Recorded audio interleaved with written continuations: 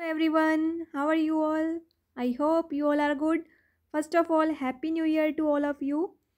ये साल सबके लिए बहुत ही अच्छा जाए। लास्ट ईयर तो बहुत ही बेकार गया है सबके लिए। यही होप करूँगी कि ये साल सबके लिए अच्छा रहे, सब हैप्पी रहें, जो सबकी जो भी चाहता है वो सब आपको ज़रूर मिल जाए। सो गाइज़, ये जो वीडियो है हमारा, ये एस्टेट के लिए लास्ट वीडियो रहेगा हरियाणा जीके का। इसमें हम जो है रिवीजन कर रहे हैं, बस थोड़ा सा ना, बस थोड़ा स्पीड में इसमें हम कवर करने वाले हैं। बस आपको क्या करना है, इस वीडियो को ध्यान से सुन लेना है, देखना मत चाहे, क्योंकि मैं इसमें अभी टाइप करने का टाइम नहीं था, क्योंकि कुछ कैंडिडेट्स ने कहा कि रिवीजन करा दो, तो अभी टाइप करती तो बहुत टाइम लग जाता, टाइप करने का टाइम नहीं था। सो इसमें मैं डायरेक्ट आपकी रिवीजन कराऊंगी, बस ध्यान से सुनते जाना। ऑलमोस्ट सारे टॉपिक कवर हो जाएंगे इसमें, और बहुत ही इंपॉर्टेंट सेशन रहेगा आज का। पूरी वीडियो ज़रूर देख लेना। 7 to 8 मार्क्स आपके यहाँ से कवर हो जाएंगे हरियाणा जीके के, तो वीडियो को ध्यान से ज़रूर सुनिएगा। ओके, सो स्टार्ट करते हैं हम इस वीडियो को। ठीक है, तो इसमें मैंने कुछ टाइप नहीं किया है।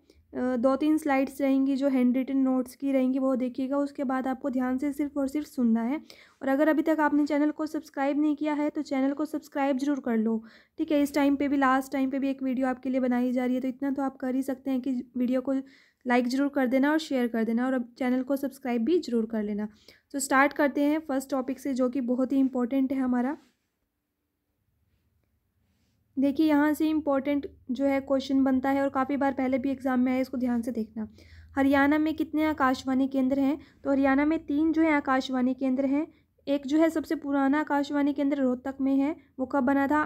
8 मई 1976 में सबसे पुराना रोहतक में आकाशवाणी केंद्र बना था। इसकी जो रेंज या फिर क्षमता कह सकते हो, 47,200 वर्ग किलोमीटर तक की है। दूसरा जो आकाशवाणी केंद्र है कुरुक्षेत्र में है, 1991 में बना था, 24 जून 1991। तीसरा आकाशवाणी केंद्र जो है हिसार में है, 26 जनवरी 1999 को बना था। तो यहाँ से अच्छे से आपको क्या याद रखना है, हरियाणा में 3 आकाशवाणी केंद्र है। पहला आकाशवाणी केंद्र रोहतक में, ठीक है, 8 मई 1976। दूसरा आकाशवाणी केंद्र कुरुक्षेत्र में, 24 जून 1991। तीसरा आकाशवाणी केंद्र हिसार में, 26 जनवरी 1999। अब आपको एक इंपॉर्टेंट फैक्ट और क्या याद रखना है, हरियाणा में एकमात्र दूरदर्शन केंद्र जो है वो हिसार में है। ठीक है, एकमात्र दूरदर्शन केंद्र आपसे पूछ लिया जाए कहाँ है, हिसार में है, जिसका उद्घाटन 1 नवंबर 2002 को सुषमा स्वराज जी ने किया था। ठीक है, और हरियाणा में राज्य महिला आयोग कब स्थापित हुआ था? 20 अप्रैल 1999। 20 अप्रैल 1999।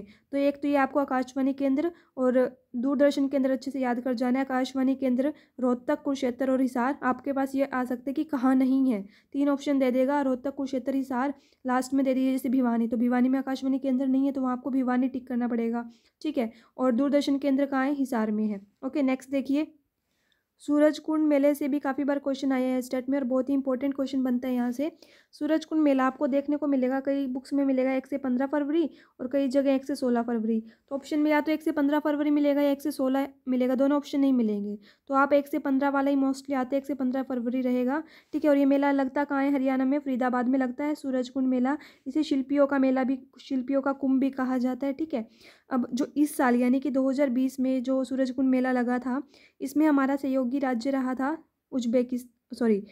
सहयोगी राज्य तो हिमाचल प्रदेश रहा था, और सहयोगी राष्ट्र रहा था उज्बेकिस्तान। ठीक है, और इससे पहले हिमाचल प्रदेश 1996 में थीम स्टेट रहा था। ठीक है, और उसके बाद अब कब रहा है? 2020 में। 2020 का जरूर याद कर लेना, हिमाचल प्रदेश राज्य रहा है सहयोगी, और राष्ट्र कौन सा रहा है? उज्बेकिस्तान। ठीक है, अब इस मेले का उद्घाटन किसने किया था? तो राष्ट्रपति रामनाथ कोविंद जी ने इस मेले का उद्घाटन किया था। ओके, और इसके बाद आपको इंपॉर्टेंट क्या याद रखना है, विशिष्ट अतिथि कौन रहे थे? उज्बेकिस्तान दूतावास के जो राजदूत हैं फरहद आरजीव, जो ये हैं विशिष्ट अतिथि रहे थे। उज्बेकिस्तान दूतावास के राजदूत फरहाद आरजीव। और अन्य मुख्य अतिथि कौन रहे थे? हिमाचल प्रदेश से रहे थे वहाँ के सीएम जयराम ठाकुर, और हरियाणा के सीएम मनोहर लाल जी। ठीक है, अब इसके बाद का जो है ना, बस ध्यान से सुनते जाओ ताकि आपकी सारी रिवीजन हो जाए। हैंडराइटिंग तो आपको समझ नहीं आने वाली, थोड़ी रफली ही नोट किया हुआ है। अब आप बस जो है ध्यान से सुनते जाओ बस वीडियो को। अब देखो, एग्जाम के क्वेश्चन लिए सारे स्टेट के ये। योध्या गणराज्य की राजधानी कौन सी है? योध्या गणराज्य की राजधानी आपसे पूछ लिया जाए तो आपने लगाना है नौरंगाबाद, भिवानी, नौरंगाबाद। अगर नौरंगाबाद ऑप्शन में नहीं है तो वहाँ पे आपका आंसर हो जाएगा अग्रोहा। योध्या गणराज्य की राजधानी नौरंगाबाद, ठीक है। सॉरी अग्रोवा नहीं, अगर आपके पास ऑप्शन में नहीं है तो रोहतक आपको लगाना है। वैसे अयोध्या गणराज्य की राजधानी क्या लगानी है, नौरंगाबाद। उसके बाद अगर गणराज्य है, अगर गणराज्य की राजधानी अग्रोवा, अगर गणराज्य की राजधानी अग्रोहा। कुनिंद गणराज्य की राजधानी, कुनिंद गणराज्य की राजधानी अंबाला लगानी है, ठीक है।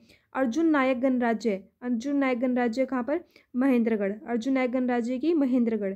उसके बाद देखिए ये क्वेश्चन आया हुआ था स्टेट में, नीरज चोपड़ा ने एशियाई में 2018 में गोल्ड मेडल जीता था, इनका संबंध कहाँ से है, तो इनका संबंध है पानीपत जिले से, ठीक है। नीरज चोपड़ा ने एशियाई खेल में गोल्ड मेडल जीता था, तो यहाँ से 2018 वाले जो खेलों से क्वेश्चन आ जाता है, पानीपत से है नीरज चोपड़ा। और जेवलिन थ्रो खेल में भाला फेंक में इन्होंने जो है गोल्ड मेडल जीता था। अब उसके बाद इंपॉर्टेंट झील देख लो फटाफट से, इंपॉर्टेंट झील देखो फटाफट से कौन कौन सी है। कर्ण झील कहाँ है, कर्ण झील करनाल में है, 1972 में बनी थी ये झील, ठीक है। और 17 एकड़ में फैली हुई है। अब कई बार क्वेश्चन में ये आ जाता है कि कर्ण झील कैसी झील है, कृत्रिम झील है या प्राकृतिक झील है, इनमें से कोई नहीं, इस तरह से आपको ऑप्शन में दे देगा। तो कर्ण झील जो है कृत्रिम झील है। कर्ण झील 1972 में बनी थी। कर्ण झील, कर्ण से कैसे करनाल, कैसे करनाल याद रख लो, ठीक है, कैसे करनाल याद रख लो। कर्ण झील कहाँ है, करनाल में है। और बड़खड़ झील कहाँ है, बड़खड़ झील फरीदाबाद में है, बड़खड़ झील कहाँ है, फरीदाबाद में। दमदमा झील कहाँ पर है, दमदमा झील गुरुग्राम में है, दमदमा झील कहाँ है, गुरुग्राम में है। लेकिन ये कैसी झील है, एक प्राकृतिक झील है। दमदमा झील तो प्राकृतिक झील है, ठीक है। और 3000 एकड़ में फैली हुई है। आपसे पूछ लिया जाए हरियाणा की सबसे बड़ी झील कौन सी है, प्राकृतिक झील पूछ लिया जाए तो दमदमा झील रहेगा। कौन सा आंसर रहेगा, दमदमा झील। तिलियार झील कहाँ है, रोहतक में है, तिलियार झील कहाँ है, रोहतक में है, 1976 में बनी थी, 123 एकड़ में फैली हुई है। खलीलपुर झील पूछ ली जाए तो कहाँ है, गुरुग्राम में, खलीलपुर झील गुरुग्राम में है। घाटा झील भी गुरुग्राम में है। भीमकुंड, भीमकुंड भी गुरुग्राम में है, ओके। उसके बाद आपसे पूछ लीजिए सोना कुंड कहाँ है, सोना कुंड, सोना, सोना कुंड कहाँ है, सोना गुरुग्राम। सोना कुंड किसके लिए जो फेमस है, गर्म पानी के झरनों के लिए फेमस है, एस्टेट के लास्ट ईयर में आया हुआ क्वेश्चन है। अब देखो रोहतक में जो यूनिवर्सिटी से इंपॉर्टेंट क्वेश्चन आ जाते हैं। रोहतक में कौन सी यूनिवर्सिटी है, महर्षि दयानंद यूनिवर्सिटी, ठीक है। दयानंद से दयानंद कॉलेज हिसार वाला मत टिक कर देना, महर्षि दयानंद यूनिवर्सिटी रोहतक, ठीक है, 1972 में बनी थी। चिड़ियाघर है रोहतक में, 1986 ऑप्शन में आता तो 86 टिक कर देना, 87 आता तो 87 टिक कर देना। चिड़ियाघर है रोहतक में। आकाशवाणी केंद्र रोहतक में कब बना था, 1976 में बना था। आकाशवाणी का केंद्र कब बना था रोहतक में, 1976 में बना था। अब देखो दोनों वास वाले आ जाए ना, भिंडावास और खप्परवास, दोनों वास वाले कहाँ हैं, झज्जर में है। भिंडावास भी और खप्परवास भी कहाँ है, झज्जर में। भिंडावास और खप्परवास झज्जर में है। आपसे पूछ लिया जाए कि सुंदर झील कौन सी है हरियाणा में, हरियाणा में सुंदर झील देखो, अगर ऑप्शन में भिंडावास है तो सबसे पहले आप भिंडावास को ही टिक करोगे, अगर ऑप्शन में भिंडावास नहीं है तो तिलियार झील को टिक कर देना, ठीक है। तो यहाँ पे ऑप्शंस को भी ध्यान रखना पड़ता है क्योंकि एस्टेट का ऐसा ही है, ठीक है, ऑप्शंस के अकॉर्डिंग ही हमें चलना पड़ेगा थोड़ा। सुंदर झील पूछ ली जाए तो पहली रहेगी भिंडावास, अगर ऑप्शन में नहीं है तब कर देना तिलियार झील, ओके। उसके बाद देखो पंचकुला में वन्य जीव अभयारण्य कौन कौन से हैं। पंचकुला में है खोल हीरेतान और बीर शिकारगढ़। पंचकुला में एक तो है खोल हीरेतान और बीर शिकारगढ़ वन्य जीव अभयारण्य जो हैं पंचकुला में है। और सबसे अधिक वन जो हैं वो भी पंचकुला में पाए जाते हैं। सबसे अधिक वन कहाँ पाए जाते हैं, पंचकुला में पाए जाते हैं। ब्लू बर्ड कहाँ है, ब्लू बर्ड हिसार में है। ब्लू बर्ड कहाँ है, हिसार में है। फिर से कह रही हूँ वीडियो की क्वालिटी पर मत जाना, बस सुन लेना, बहुत ही इंपॉर्टेंट वीडियो रहने वाली है आपके लिए एग्जाम में ये। ब्लू बर्ड कहाँ है, हिसार में है। चिली झील कहाँ है, फतेहाबाद में। चिली झील कहाँ पर है, फतेहाबाद में। उज्जीना झील पूछ ली जाए मेवात में है। टिक्कर झील पंचकुला में है। और बीबीपुर झील पूछ ली जाए कहाँ है, बीबीपुर झील कुरुक्षेत्र में है। बीबीपुर झील तो कुरुक्षेत्र में है। बीबीपुर गांव आ जाए तो वो जींद में है। बीबीपुर गांव कहाँ है, जींद में।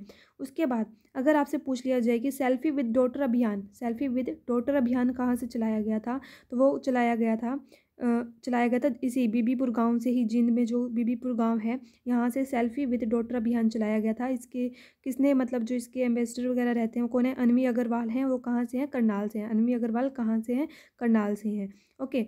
उसके बाद आपसे पूछ लीजिए शोभा सागर झील कहाँ है, नारनौल में है। शोभा सागर झील कहाँ है, शोभा सागर झील जो है नारनौल में है, ओके। शोभा सागर झील से नारनौल, ओके। उसके बाद बिदक्योर झील कहाँ है, बिदक्योर झील कैथल में है। और सूरजकुंड झील कहाँ है, सूरजकुंड मेला भी फरीदाबाद में लगता है और सूरजकुंड झील भी कहाँ है, फरीदाबाद में है। इसके आगे देखिए, अब जो है ना 1857 की क्रांति से हर बार एक क्वेश्चन आया हुआ है, तो ये बहुत इंपॉर्टेंट बन जाता है। तो यहाँ से अब ध्यान से सुनते जाओ। पानीपत से 1857 की क्रांति का नेतृत्व किसने किया था? पानीपत से 1857 की क्रांति का नेतृत्व किया था इमाम अली कलंदर ने। ठीक है, इमाम अली कलंदर ने पानीपत से 1857 की क्रांति का नेतृत्व किया था। ठीक है, आपसे पूछ लीजिए कलंदर की मजार कहाँ है? कलंदर की मजार भी कहाँ है? कलंदर की मजार पानीपत में है। हांसी से 1857 की क्रांति का नेतृत्व किसने किया था? तो हांसी से 1857 की क्रांति का नेतृत्व किया था हुकुम सिंह ने। ठीक है, अकबर अली ने कहाँ से नेतृत्व किया था? 1857 की क्रांति का नेतृत्व अकबर अली ने किया था पटौदी से। ठीक है, सदरुद्दीन ने मेवात से 1857 की क्रांति का नेतृत्व किया था। मेवात से पूछ लिया जाए तो किसने किया था? सदरुद्दीन ने किया था। दोबारा से सुन लो, पानीपत से किया था इमाम अली कलंदर ने। ठीक है, हांसी से किया था हुकुम सिंह ने, हांसी से है से हुकुम सिंह। पटौदी से अकबर अली ने किया था। ठीक है, मेवात से सदरुद्दीन ने किया था। हिसार या फिर भट्टू से कह लो आजम खां ने किया था। हिसार या फिर भट्टू से आजम खां ने किया था। नूर मोहम्मद ने रानिया से नेतृत्व किया था। नूर मोहम्मद ने रानिया से नेतृत्व किया था। धानु सिंह ने फरीदाबाद से 1857 की क्रांति का नेतृत्व किया था। धानु सिंह ने फरीदाबाद से। बल्लभगढ़ से नाहर सिंह ने। अब ये यहाँ तक जो है बहुत ही इंपॉर्टेंट है, इसको अच्छे से रट लेना, एक क्वेश्चन बन सकता है यहाँ से। दोबारा से एक बार फिर से सुन लो, पानीपत से 1857 की क्रांति का नेतृत्व किसने किया था? पानीपत से तो किया था इमाम अली कलंदर ने, हांसी से हुकुम सिंह ने, पटौदी से अकबर अली ने। ठीक है, मेवात से सदरुद्दीन ने, भट्टू या फिर हिसार से आजम खां ने, रानिया से नूर मोहम्मद ने, फरीदाबाद से धानु सिंह ने और बल्लभगढ़ से नाहर सिंह ने। ये वाला तो बहुत इंपॉर्टेंट है। बल्लभगढ़ से किसने किया था? नाहर सिंह ने किया था। अब उसके बाद देखो 1814 में जींद विद्रोह हुआ था। जींद विद्रोह का नेतृत्व करने वाले कौन थे?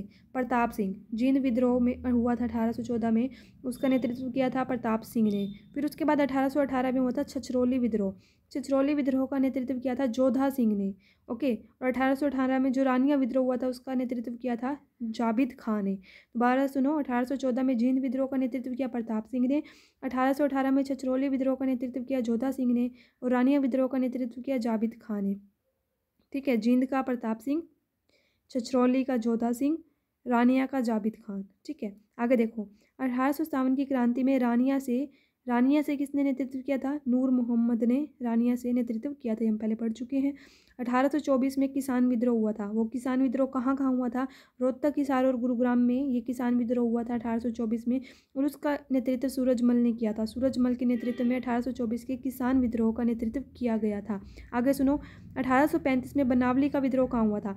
1835 में बनावली का विद्रोह फतेहाबाद से, और वहाँ से गुलाब सिंह ने नेतृत्व किया था। 1835 के बनावली विद्रोह का नेतृत्व फतेहाबाद से गुलाब सिंह ने किया था। ओके, अब उसके बाद 1843 में हुआ था कैथल का विद्रोह। 1857 में कैथल विद्रोह हुआ था जो कि गुलाब सिंह ऑप्शन में आ जाए तो पहले नंबर पर तो गुलाब सिंह टिक कर देना, गुलाब सिंह ने नेतृत्व किया था। अगर गुलाब सिंह ऑप्शन में ना मिले ना तो साहिब कौर टिक करना। ठीक है, गुलाब सिंह और साहिब कौर दोनों इसलिए आपको याद रखने पड़ेंगे। 1845 में फिर लाडवा विद्रोह हुआ, कुरुक्षेत्र से अजीत सिंह ने नेतृत्व किया। लाडवा विद्रोह का नेतृत्व कुरुक्षेत्र से अजीत सिंह ने किया। ओके, उसके बाद क्या है, 1849 में सिख विद्रोह हुआ। ठीक है, अब देखो आपसे पूछ लिया जाइए तो विद्रोह वाले खत्म हो गए। अब उसके बाद सुनो, हरियाणा में तहसील पूछ ली जाए कितनी है? 93 तहसील है। ठीक है, 93 हरियाणा में तहसील है। उप तहसील पूछ ली जाए 50 ऑप्शन में, अब 50 हो चुकी हैं। अगर ऑप्शन में 50 है तो 50, अदरवाइज 49 टिक कर देना। उप तहसील 50 या 49। मंडल पूछ लिए जाए 6 हैं। उपमंडल देखो उपमंडल वैसे तो अब हो चुके हैं 74, लेकिन ऑप्शन में 74 नहीं मिलता तो 73 टिक कर देना, इसलिए मैंने 73 + 1 74 लिखा है। ठीक है, अब ध्यान से, बहुत ही इंपॉर्टेंट क्वेश्चन है। 2011 की जनगणना से इंपॉर्टेंट क्वेश्चंस बनते हैं। तो 2011 की जनगणना के अनुसार हरियाणा में कितने गांव थे? हरियाणा में 6241 गांव थे 2011 की जनगणना के अनुसार। ठीक है, लेकिन अब पूछ लिया जाए कि वर्तमान में यानी कि अब कितने गांव हैं, तो अब हैं 7652, यानी कि 2020 की बात हो रही है तो अब 7652 गांव हैं। लेकिन 2011 की जनगणना के अनुसार कितने थे? 6241 गाँव, और अब 7652 गाँव हैं। अब आपसे पूछ लिया जाए यूनिवर्सिटी से इंपॉर्टेंट क्वेश्चन आता है, हरियाणा में कितनी यूनिवर्सिटीज़ हैं? 34 यूनिवर्सिटीज़ हैं, और महिला थाने पूछ लिए जाएँ तो वो भी 34 हैं। यूनिवर्सिटीज़ भी 34 हैं और महिला थाने पूछ लिया जाए तो वो भी 34 हैं। आपसे बात अब की जाए नेशनल हाईवे की, NH राजमार्ग। ठीक है, नेशनल हाईवे कितने हरियाणा में? 33 नेशनल हाईवे हैं, और स्टेट हाईवे पूछ लिया जाए तो 31 है। नेशनल हाईवे 33 हैं और स्टेट हाईवे कितने हैं? 31 हैं। ओके, आगे देखिए, अब आपसे पूछ लिया जाए हरियाणा में पुलिस जिले कितने हैं। देखो टोटल जिले तो हैं हमारे 22, लेकिन पुलिस जिले पूछ लीजिए, पुलिस जिले हैं हमारे 24। ठीक है, पुलिस जिले कितने हैं, पुलिस जिले जो बन चुके हैं 24 हैं। उसके बाद हरियाणा के मतलब कि 2 ऐसे जिले हैं वो जिलों में नहीं आते, जैसे कि हांसी है, हांसी जिला वैसे तो जिला नहीं है लेकिन वो पुलिस जिले में आता है। ठीक है, पुलिस जिला है वो। तो हरियाणा में पुलिस जिले कितने हैं, 24 हैं। हरियाणा में खंड, हरियाणा में खंड या फिर ब्लॉक पूछ लिए जाएँ कितने हैं, तो हरियाणा में खंड ब्लॉक कितने हैं, तो 141 थे पहले, अब 142 हो चुके हैं। जो ऑप्शन में हो वो देख लेना। हरियाणा में कितने खंड हैं, 141 या 142 आपको याद रखना है। पंचायत समिति कितनी है, हरियाणा में जो है 126 पंचायत समिति हैं। हरियाणा में 126 पंचायत समिति हैं। नगर या फिर कस्बे पूछ लिए जाएँ कितने हैं, 154 नगर और कस्बे हैं। ठीक है, नगर निगम कितने हैं, नगर निगम देखो अभी रिसेंटली पिछले महीने ही लगा लो या इस महीने जो भी था डाटा, तो अब 11 हो गए हैं, लेकिन एस्टेट का पेपर उससे पहले बन चुका होगा तो उस टाइम पे कितने आपको टिक करने होंगे, 10। ठीक है, हरियाणा में नगर निगम कितने हैं, 10 टिक कर देना। उसके बाद नगर पालिका कितनी है, नगर पालिका 57, ऑप्शन में हो तो 57, नहीं तो 58।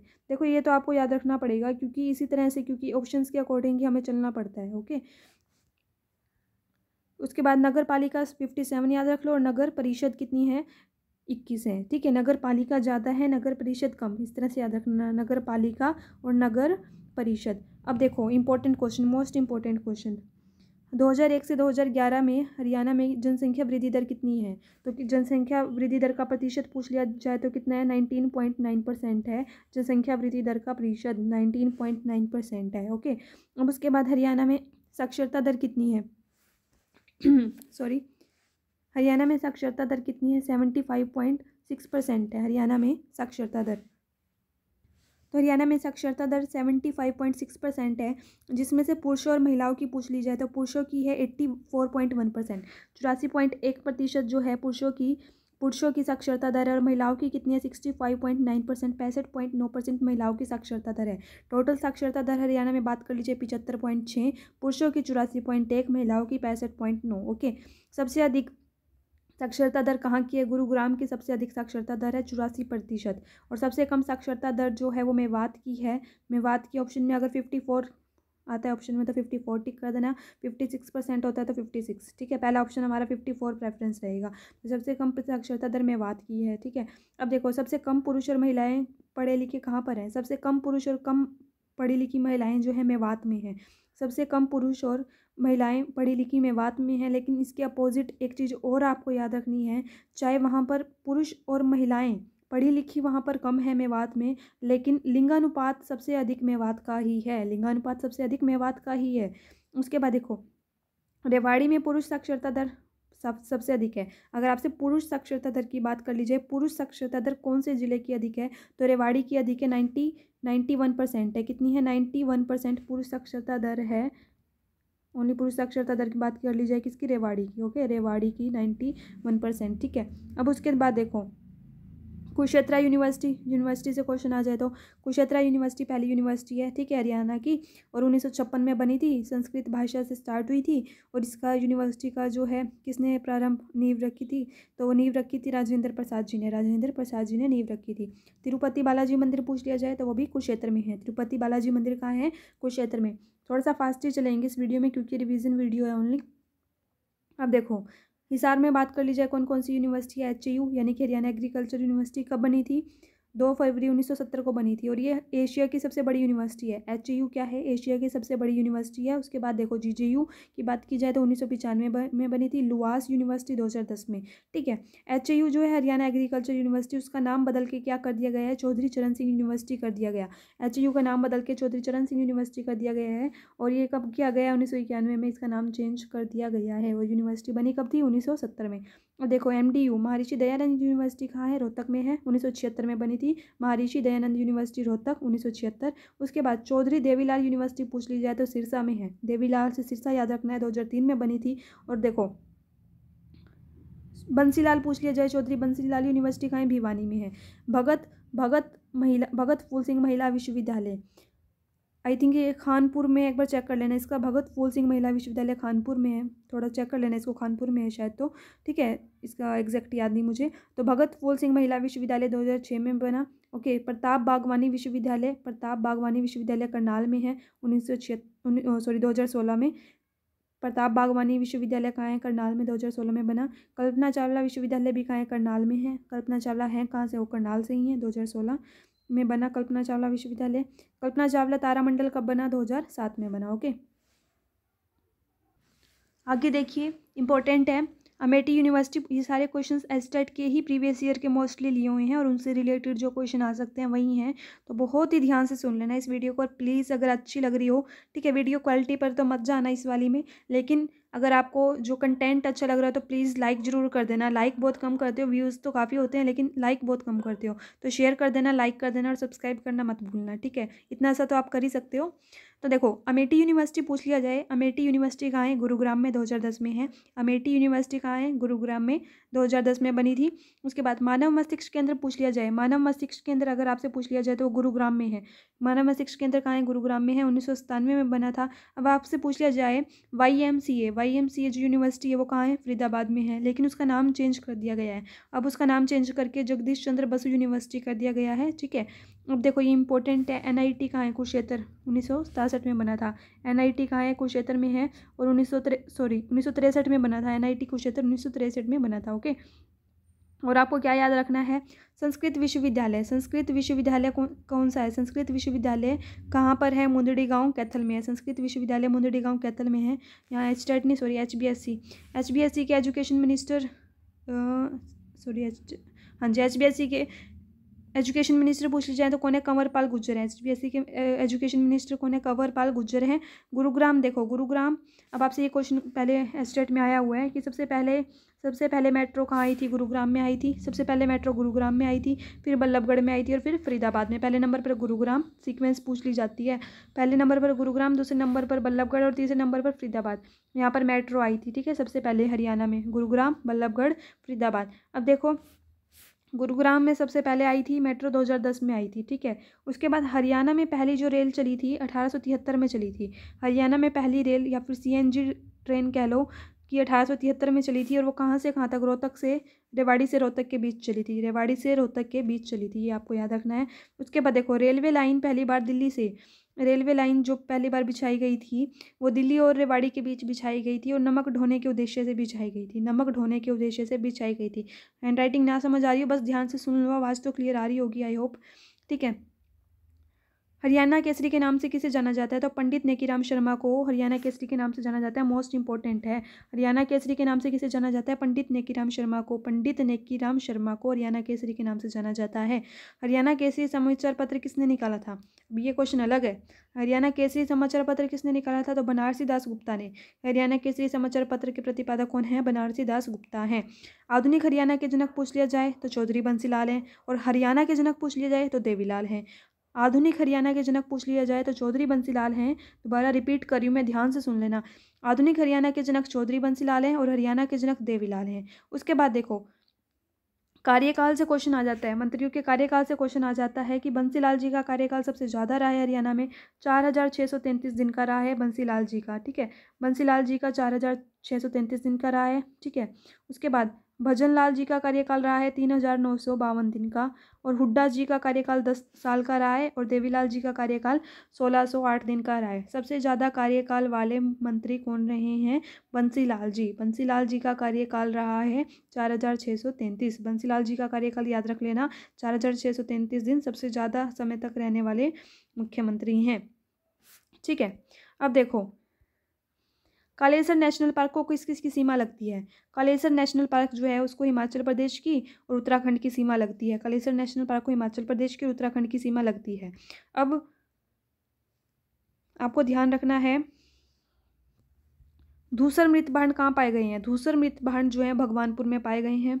एनसीआर में हरियाणा में कितने ज़िले आते हैं? एनसीआर में हरियाणा के 14 ज़िले आते हैं। टोटल 22 ज़िले हैं, ये आपको पता है, टोटल 22 ज़िले हैं हमारे हरियाणा में। इसमें से 14 ज़िले तो एनसीआर को कवर करते हैं, एनसीआर को टच करते हैं, लेकिन ऐसे कौन से वो 8 ज़िले हैं जो एनसीआर में नहीं आते, वो याद रख लेना, क्योंकि यहाँ से स्टेट में पहले भी क्वेश्चन आया था कि कौन सा ज़िला है जो कि एनसीआर में नहीं आता, ठीक है। तो आपको वो ज़िले याद रखने पड़ेंगे कौन से एनसीआर में नहीं आते, बिल्कुल आसानी से याद हो जाएंगे। देखो, अब देखो दिल्ली के पास पास जो लगते हैं एरिया वो तो एनसीआर में आते हैं, ठीक है, जो नहीं लगते वो एनसीआर में नहीं आते। तो देख लो कौन कौन से नहीं आते। अब देखो हिसार के आसपास जो जो लगते हैं, हिसार के आसपास कौन है, सिरसा है, ठीक है, फतेहाबाद है, ठीक है, और उसके बाद चंडीगढ़ के आसपास वाले देख लें, चंडीगढ़ को नहीं लेंगे, ठीक है। उसके अलावा देखो पंचकुला है, यमुनानगर है, उसके पंचकुला यमुनानगर के पास क्या है, अम्बाला है, और उसके पास क्या है, कुरुक्षेत्र है, ठीक है। और कौन सा रह गया, एक कैथल है, कैथल है, ये कुरुक्षेत्र हो गया, ये कैथल हो गया। तो 5 ये और 3 ये 8 जिले जो है ना, ये 8 जिले एनसीआर में नहीं आते, एनसीआर के साथ नहीं लगते। आपसे ऑप्शन में दे दिया जाए सोनीपत, ठीक है, ऑप्शन में इस तरह से दे दे सोनीपत, फरीदाबाद, बल्लभगढ़ और हिसार, इनमें से कौन सा जिला एनसीआर में नहीं आता, तो हिसार आपको टिक कर देना है कि एनसीआर में नहीं आता, ठीक है। तो बहुत इंपॉर्टेंट क्वेश्चन है ये। सिरसा, फतेहाबाद, हिसार, कैथल, पंचकुला, यमुनानगर, अम्बाला, ये 8 जिले एनसीआर में नहीं आते। तो आपसे पूछ लिया जाए हरियाणा का कितने प्रतिशत एरिया एनसीआर कवर करता है, तो हरियाणा का 75% एरिया एनसीआर को कवर करता है। कितने परसेंट, 75% एरिया एनसीआर को कवर करता है। अब बहुत ही इंपॉर्टेंट क्वेश्चन है, गुरुग्राम जो गुरु द्रोणाचार्य जी का गांव है उसका नाम गुड़गांव किया गया था। पहले गुरुग्राम ही था, फिर गुड़गांव किया गया था। अब दोबारा से गुड़गांव को गुरुग्राम कब कर दिया गया, तो 12 अप्रैल 2016 को कर दिया गया। इसी तरह से मेवात का नाम बदलकर नूह कर दिया गया, बस सुनते जाओ यहाँ पर। इसी तरह से मेवात का नाम बदलकर नूह कर दिया गया, वो भी कब किया गया, 12 अप्रैल 2016 को। गुड़गांव से तो गुरुग्राम हो गया और मेवात से नूह हो गया, 12 अप्रैल 2016 को। अब देखो यूपी के साथ यमुना नदी अपनी कितनी सीमा साझा करती है, तो 320 किलोमीटर। यूपी के साथ यमुना नदी अपनी 320 किलोमीटर की सीमा को साझा करती है। हरियाणा में यमुना की लंबाई कितनी है, हरियाणा में यमुना नदी की लंबाई कितनी है, 350 किलोमीटर की है। और यूपी के साथ पूछ लिया जाए कितनी सीमा साझा करती है यमुना नदी, तो 320 किलोमीटर की, ठीक है। अब देखो बेटी बचाओ बेटी पढ़ाओ की ब्रांड एम्बेसडर हरियाणा से कौन है, हरियाणा से पूछ लिया जाए तो साक्षी मलिक है। हरियाणा से पूछ लिया जाए बेटी बचाओ बेटी पढ़ाओ की ब्रांड एम्बेसडर तो साक्षी मलिक है। सिरसा से पूछ लिया जाए यही क्वेश्चन, सिरसा से कौन है, तो सिरसा से सविता पुनिया है, ध्यान रखना। सिरसा से एस, सिरसा से सविता पुनिया याद रख लेना, ठीक है। पी से पी याद रख लेना, यानी कि पानीपत से प्रीति चौधरी, ठीक है। और सोनीपत से अनु कुमारी हैं, सोनीपत से अनु कुमारी हैं, ठीक है। दोबारा से सुन लो, हरियाणा से साक्षी मलिक हैं बेटी बचाओ बेटी पढ़ाओ की ब्रांड एम्बेसडर, सिरसा से सविता पुनिया हैं, और पानीपत से प्रीति चौधरी हैं, और सोनीपत से अनु कुमारी हैं, सोनीपत से अनु कुमारी हैं। उसके बाद देखो हरिगंधा पत्रिका, हरियाणा साहित्य अकादमी की पहली पत्रिका कौन सी थी, हरिगंधा। हरियाणा साहित्य अकादमी की पहली पत्रिका हरिगंधा। हरियाणा संस्कृत अकादमी की पहली पत्रिका हरिप्रभा। पंजाबी साहित्य, मोस्ट इंपॉर्टेंट क्वेश्चन हैं, ध्यान से करना ये, ठीक है। हरियाणा साहित्य अकादमी की पहली पत्रिका तो है हरिगंधा। हरियाणा संस्कृत अकादमी की पहली पत्रिका है हरिप्रभा। पंजाबी साहित्य अकादमी की पहली पत्रिका है शब्दबूंद। पंजाबी साहित्य अकादमी की पहली पत्रिका है शब्दबूंद। जमुना तट की पहली जो है वो उर्दू साहित्य की है। जमुना तट किसकी है, उर्दू साहित्य की, ओके। अब देखो हरियाणा संवाद पत्रिका जो है हरियाणा लोक संपर्क विभाग के द्वारा जारी की जाने वाली पत्रिका है। हरियाणा लोक संपर्क विभाग के द्वारा की जाने वाली पत्रिका कौन सी है, हरियाणा लोकसभा विभाग के द्वारा जारी की जाने वाली पत्रिका है हरियाणा संवाद पत्रिका, हरियाणा संवाद पत्रिका। अब उसके बाद वन्य जीव अभयारण्य पहले वीडियो में अलग से कराए थे, लेकिन अब रिविजन वीडियो है तो सारा फटाफट से कवर कर लेते हैं, ठीक है। तो स्पीड खींचनी पड़ेगी जी, इसमें पेपर है कल आपका। हरियाणा वन्य जीव अभयारण्य नाहर वन्य जीव अभयारण्य कहाँ है, रेवाड़ी में है, ठीक है। और अभी मैंने आपको ऊपर बताया था भिंडावास और कप्परवास, वास वाले आ जाएं दोनों कहाँ हैं, झज्जर में। वास वाले दोनों आ जाएं तो कहाँ पर हैं, झज्जर में, ठीक है। इतना क्लियर है ना। हर वन्य जीव अभयारण्य तो रेवाड़ी में है, भिंडावास कप्परवास झज्जर में है। अब देखो कालेसर वन्य जीव अभयारण्य आ जाए या फिर कालेसर राष्ट्रीय उद्यान आ जाए, दोनों कहाँ, यमुनानगर में। कालेसर वन्य जीव अभयारण्य और कालेसर राष्ट्रीय उद्यान यमुनानगर में है। उसके बाद देखो खोल ही रेतान वन्य जीव अभयारण्य कहाँ है, खोल ही रेतान वन्य जीव अभयारण्य पंचकुला में है। खोल ही रेतान वन्य जीव अभयारण्य कहाँ है, पंचकुला में है, ओके। और सरस्वती वन्य जीव अभयारण्य कहाँ है, सरस्वती वन्य जीव अभयारण्य कैथल ऑप्शन में मिलता है तो फर्स्ट नंबर पे कैथल ही टिक करना है। कैथल ऑप्शन में नहीं मिलता तो कुरुक्षेत्र टिक कर देना, ठीक है। पहले नंबर पर प्रेफरेंस देना कैथल को, कैथल ऑप्शन में नहीं है तो कुरुक्षेत्र। तो सरस्वती वन्य जीव अभयारण्य कैथल में। उसके बाद क्वेश्चन आ जाए अबूब शहर वन्य जीव अभयारण्य कहाँ है, और हरियाणा का सबसे बड़ा वन्य जीव अभयारण्य कौन सा है, तो वो अबूब शहर वन्य जीव अभयारण्य है। याद रख लेना अच्छे से, अबूब शहर वन्य जीव अभयारण्य कहाँ है, सिरसा में है, और ये हरियाणा का सबसे बड़ा वन्य जीव अभयारण्य है। सिरसा में अबूब शहर वन्य जीव अभयारण्य जो है हरियाणा का सबसे बड़ा अभयारण्य है और ये 11,530 हेक्टेयर में फैला हुआ है। 11,530 हेक्टेयर में फैला हुआ है। उसके बाद पूछ लिया जाए छिलछिला वन्य जीव अभयारण्य कहाँ है, तो छिलछिला वन्य जीव अभयारण्य पूछ लिया जाए तो वो कहाँ है, कुरुक्षेत्र में। ठीक है, छिलछिला वन्य जीव अभयारण्य जो है कुरुक्षेत्र में है। अब आपको इंपॉर्टेंट जो एक और क्वेश्चन देखो, सुन लो इसको। हरियाणा के पहले मुख्यमंत्री, पहले कई बार करा दिया, पहले मुख्यमंत्री कौन थे हरियाणा के पहले मुख्यमंत्री कौन थे, बी.डी. शर्मा। कौन थे, बी.डी. शर्मा थे हरियाणा के पहले मुख्यमंत्री। और कहाँ से थे वो, हरियाणा के पहले मुख्यमंत्री बी.डी. शर्मा। बेरी कहाँ पड़ता है, झज्जर में पड़ता है। हरियाणा के पहले मुख्यमंत्री बी.डी. शर्मा, बेरी झज्जर। और आपसे पूछ लिया जाए, बहुत इंपॉर्टेंट क्वेश्चन है, ये भी ध्यान से सुनो। बेरी को और क्या कहा जाता है, मंदिरों का गांव कहा जाता है। बेरी को क्या कहा जाता है, बेरी को मंदिरों का गांव कहा जाता है। ठीक है, बेरी को मंदिरों का गांव कहा जाता है। और भीमेश्वरी मंदिर पूछ लिया जाए, भीमेश्वरी मंदिर, तो भीमेश्वरी मंदिर भी कहाँ है, बेरी में है। भीमेश्वरी मंदिर कहाँ है, बेरी में है। नेक्स्ट एंड इंपॉर्टेंट क्वेश्चन आपसे पूछ लिया, हरियाणा में पहली बार चुनाव कब हुए थे, तो हरियाणा में पहली बार जो चुनाव हुए थे 1967 में हुए थे, 1967 में हुए थे। ठीक है, अब राव वीरेंद्र सिंह जो है, आर.बी. सिंह, राव वीरेंद्र सिंह जो है हरियाणा के पहले गैर कांग्रेसी नेता बने थे। आपसे पूछ लिया जाए पहले गैर कांग्रेसी नेता कौन है, तो वो कौन है, आर.बी. सिंह ही है। आर.बी. सिंह पहले गैर कांग्रेसी नेता हैं। ठीक है, राव वीरेंद्र सिंह। आपसे पूछ लिया जाए 1966 में कितनी सीटें थी, तो 1966 में 54 सीटें थी, 67 में 81 सीटें थी। अब उसके बाद मेन इंपॉर्टेंट क्वेश्चन जो है आपसे पूछा जाए, पहली बार राष्ट्रपति शासन लगा था 1967 में। लास्ट वीडियो में देख लेना, डेट भी बता रखी है डिटेल में। 1967 में राष्ट्रपति शासन लगा था, उसके बाद 1970 में लगा था, और उसके बाद 1991 में लगा था। अगर सीधा ये भी पूछा जा सकता है कि हरियाणा में अब तक कितनी बार राष्ट्रपति शासन लगा है, तो हरियाणा में अब तक 3 बार राष्ट्रपति शासन लगा है। अब और क्वेश्चन सुनो ध्यान से। 14वीं विधानसभा के अध्यक्ष कौन थे, 14वीं विधानसभा के अध्यक्ष थे ज्ञानचंद गुप्ता जी। 14वीं विधानसभा के अध्यक्ष थे ज्ञानचंद गुप्ता जी। ठीक है, और पहली महिला स्पीकर कौन थी, शन्नो देवी थी। पहली महिला स्पीकर पूछ ली जाए, शन्नो देवी थी। पहला पुरुष विधान स्पीकर कौन था, पहला पुरुष विधान स्पीकर थे राव वीरेंद्र सिंह। और गैर कांग्रेसी नेता पूछ लिए जाए पहले कौन थे हरियाणा के, तो वो भी राव वीरेंद्र सिंह। ठीक है, उसके बाद देखो, और सबसे कम समय तक स्पीकर रहने वाले कौन थे, सबसे कम समय तक जो रहे वो भी थे राव वीरेंद्र सिंह। ठीक है, अब उसके बाद इंपॉर्टेंट जो आपसे पूछ लिया जाता है, जोहराबाई जो कि गजल गायिका हैं, वो कहाँ से हैं, अम्बाला से हैं। जोहराबाई गजल गायिका अम्बाला से हैं। जूही चावला का संबंध भी अम्बाला से है। संतोष यादव पर्वतरोही जो कि 2 बार पर्वत मतलब कि इन्होंने फतेह पाई है, इन्होंने चढ़ने वाली कौन महिला है, संतोष यादव, जो कि कहाँ से हैं, रेवाड़ी से। संतोष यादव पर्वतरोही रेवाड़ी से हैं। अनीता कुंडू पूछ ली जाए तो फरीदाबाद हिसार से, फरीदपुर। अनीता कुंडू पूछ ली जाए तो फरीदपुर हिसार से हैं। ठीक है, सुनीता चौहान कहाँ से हैं, सुनीता चौहान है रेवाड़ी से। सुनीता चौहान रेवाड़ी से हैं। मल्लिका शेरावत कहाँ से हैं, हिसार से हैं। मल्लिका शेरावत पूछ लिया जाए हिसार से हैं। दीपा मलिक कहाँ से हैं, सोनीपत से। हैंड राइटिंग पर मत जाओ, ऐसे किसी का नोट्स मतलब कि ये रफली नोट किया हुआ है, लेकिन क्वेश्चंस बहुत ही इंपॉर्टेंट हैं, बहुत ही इंपॉर्टेंट है और प्रीवियस ईयर में आए हुए हैं। ठीक है, दीपा मलिक कहाँ पर हैं, दीपा मलिक कहाँ से हैं, सॉरी गलत बोल दिया मैंने। दीपा मलिक सोनीपत से हैं। राष्ट्रीय महिला आयोग की अध्यक्ष कौन है, राष्ट्रीय महिला आयोग की अध्यक्ष हैं रेखा शर्मा, वो पंचकुला से हैं। इंपॉर्टेंट क्वेश्चन है काफ़ी। राष्ट्रीय महिला आयोग की अध्यक्ष रेखा शर्मा है, पंचकुला से हैं। अब आपसे पूछ लिया जाए हरियाणा की राजकीय मिठाई कौन सी है, तो जलेबी है। राजकीय मिठाई पूछ ली जाए, जलेबी है। राजकीय नदी कौन सी है हरियाणा की, सरस्वती है। हरियाणा के राजकीय कवि कौन है, उदय भानु हंस हैं। पशु पूछ लिया जाए तो काला हिरन है, और पक्षी पूछ लिया जाए तो काला तीतर है। पशु काला हिरन, ब्लैक बक, पक्षी काला तीतर।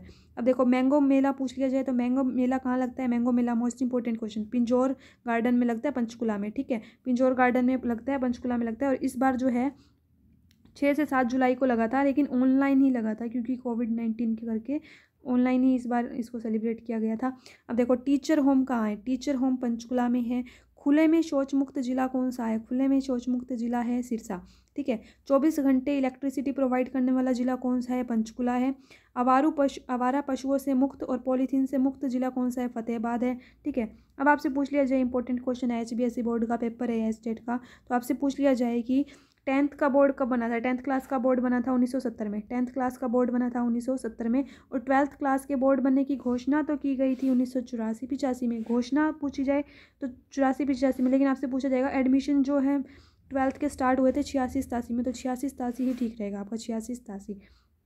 अब देखो एक क्वेश्चन आता है, पिछली बार भी आया था, पहला कैंसर संस्थान हरियाणा में कहाँ है? बादशाह झज्जर में, बादशाह झज्जर में। लेकिन एक वर्तमान में जो दूसरा बना है वो कौन सा है? कैंसर संस्थान रेवाड़ी में है, मनेठी रेवाड़ी में है, मनेठी रेवाड़ी। बहुत ही इंपॉर्टेंट क्वेश्चन है, मोस्ट इंपॉर्टेंट। ठीक है, पहले वाला जो है एक तो है कैंसर संस्थान बादशाह झज्जर में, और जो वर्तमान में एक और बना है कैंसर संस्थान वो है मनेठी रेवाड़ी, मनेठी रेवाड़ी।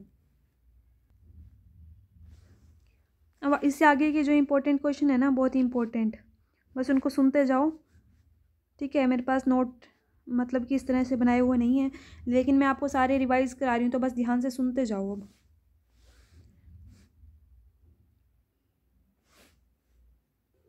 इससे पहले एक क्वेश्चन बताता ना, उसको दोबारा से नोट कर लेना। ठीक है वो, लेकिन दोबारा से उसको कर लेना कि एजुकेशन मिनिस्टर कौन बताए थे मैंने? एजुकेशन मिनिस्टर बताए थे कंवरपाल गुर्जर, एजुकेशन मिनिस्टर कंवरपाल गुर्जर बताए थे। ठीक है, अब आपको क्या याद रखना है कि HBSC के चेयरमैन कौन है? अब आपको याद रखना है HBSC के चेयरमैन कौन है, वो हैं जगबीर सिंह। HBSC के चेयरमैन याद कर लेना, क्योंकि एस्टेट का पेपर है तो ये ऐसे क्वेश्चन आने के चांस है। तो HBSC के चेयरमैन कौन है? जगबीर सिंह है। HBSC के चेयरमैन कौन है? जगबीर सिंह है। अब देखो इंपॉर्टेंट क्वेश्चन है कि नेकीराम जी का संबंध किससे है? ऐसा ये क्वेश्चन आया था एग्जाम में, नेकीराम जी का संबंध किससे है?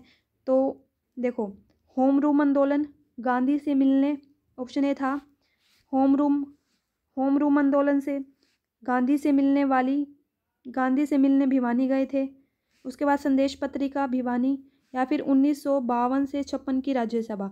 तो उनका 52 से 56 की राज्यसभा से तो कोई संबंध नहीं था। कौन सा रोंग है ये पूछा था, तो डी रोंग है। तो नेकीराम जी का संबंध होम रूल आंदोलन से भी था, गांधी से मिलने भी गए थे भिवानी में, और संदेश पत्रिका भिवानी से भी नेकीराम जी का संबंध है। तो ये 3 ठीक थे, ये डी गलत है। इंपॉर्टेंट क्वेश्चन आप बस सुनते जाओ। ठीक है, अब उसके बाद मुरलीधर जी का जन्म कहाँ हुआ था? मुरलीधर जी का जन्म हुआ था पलवल में। मुरलीधर जी का जन्म कहाँ हुआ था? पलवल में हुआ था। और उसके बाद मुरलीधर जी की अगर कर्म भूमि पूछ ली जाए तो कर्म भूमि है अम्बाला।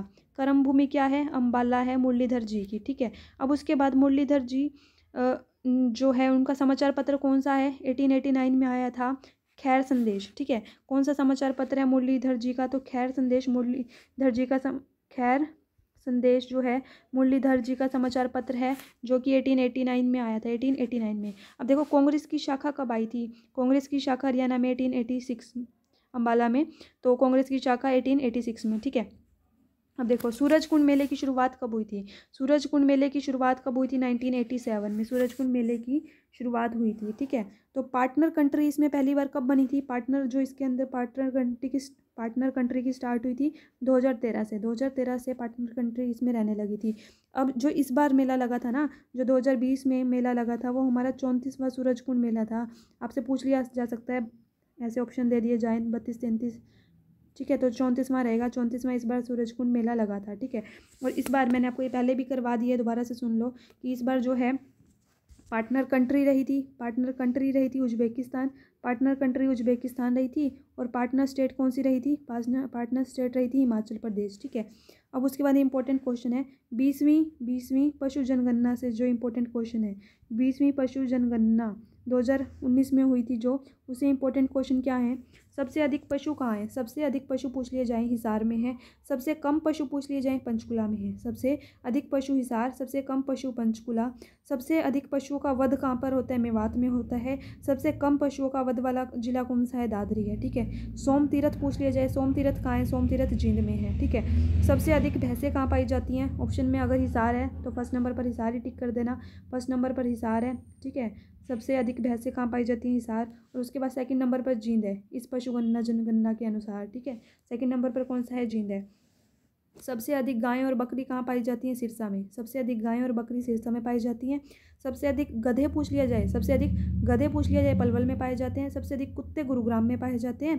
ठीक है, और सबसे अधिक सुअर सोनीपत में पाए जाते हैं, और घोड़े सबसे अधिक गुरुग्राम में पाए जाते हैं। घोड़े और कुत्ते सबसे अधिक जो है गुरुग्राम में पाए जाते हैं। ठीक है, अब इसके बाद और इम्पोर्टेंट क्या याद रखना है, जो मैंने पहले भी बता दिया है। आकाशवाणी केंद्र आपको याद रख लेने हैं, 3 आकाशवाणी केंद्र है। पहला आकाशवाणी केंद्र रोहतक में है, जो कि 1976 में बना था, 8 मई 1976 में बना था। और उसकी रेंज कितनी है, क्षमता कितनी है, 47,200 किलोमीटर की है, वर्ग किलोमीटर की।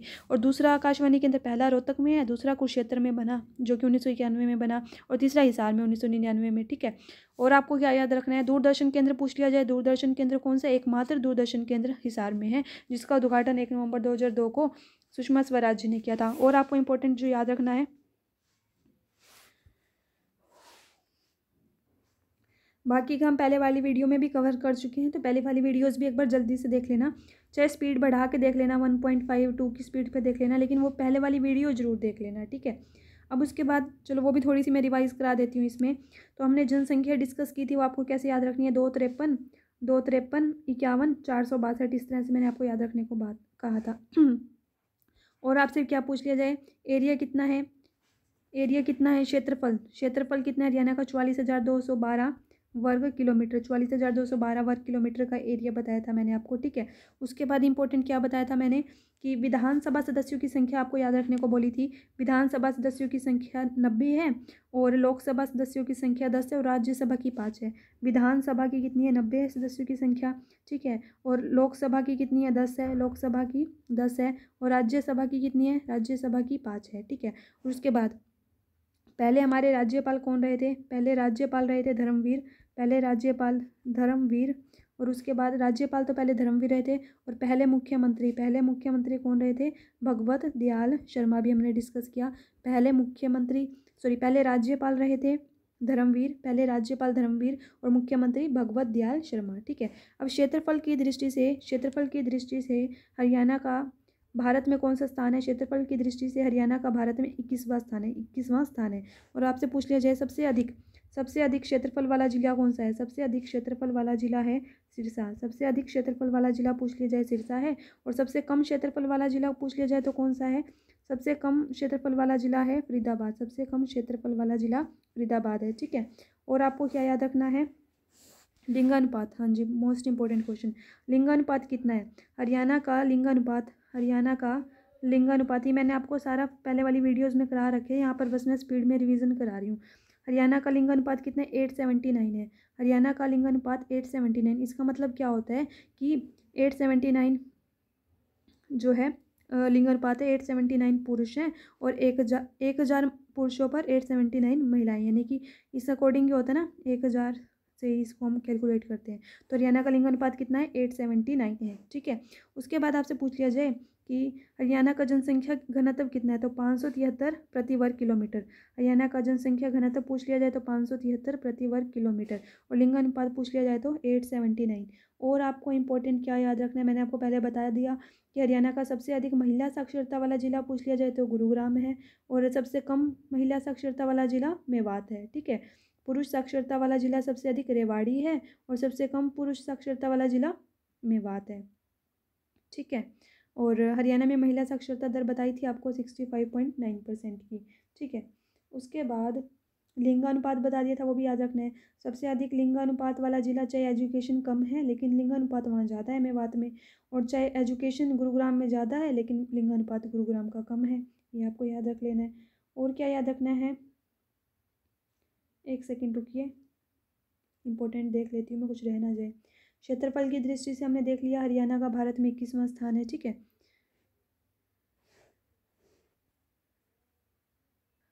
तो मैं इंपॉर्टेंट ये सारा रिवाइज करा रही हूँ थोड़ा सा, और वो भी देख लो।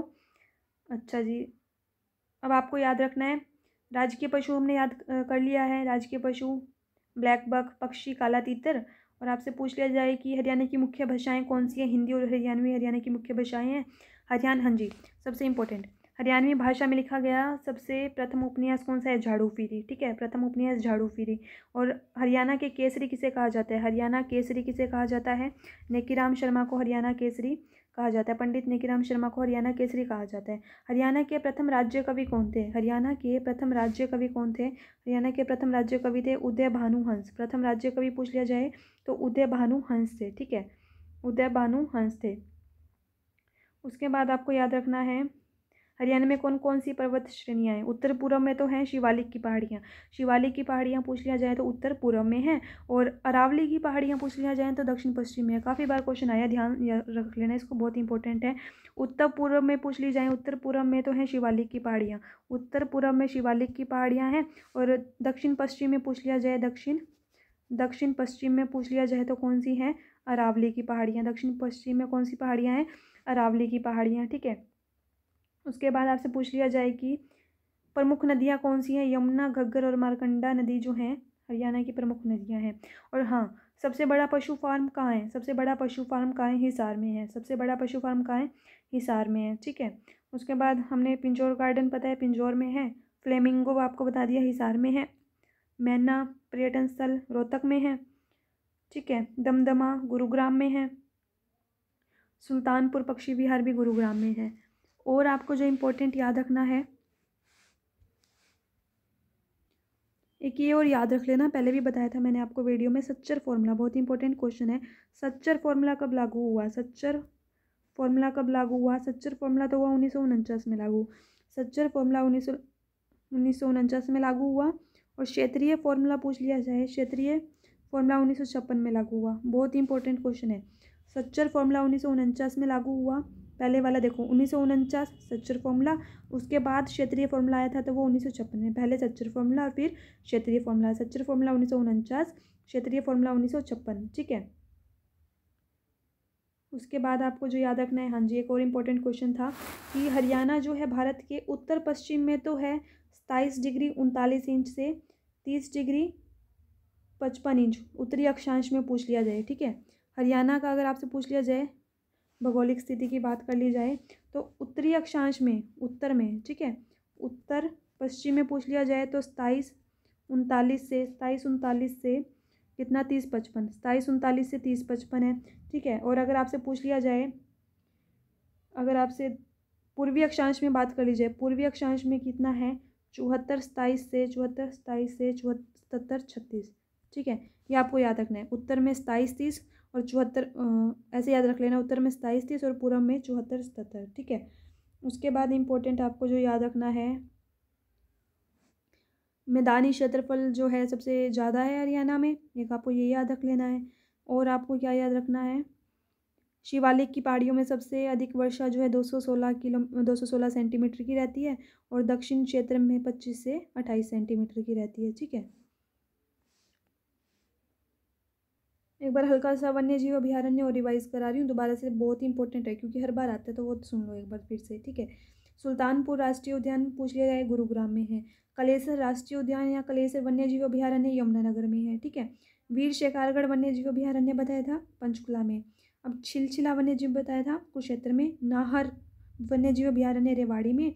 और अबूबशहर वन्य जीव अभ्यारण्य बताया था आपको मैंने सिरसा में, ठीक है। अबूबशहर सबसे बड़ा सिरसा में। भिंडावास कहाँ है? भिंडावास और खप्परवास बताए थे झज्जर में, ठीक है।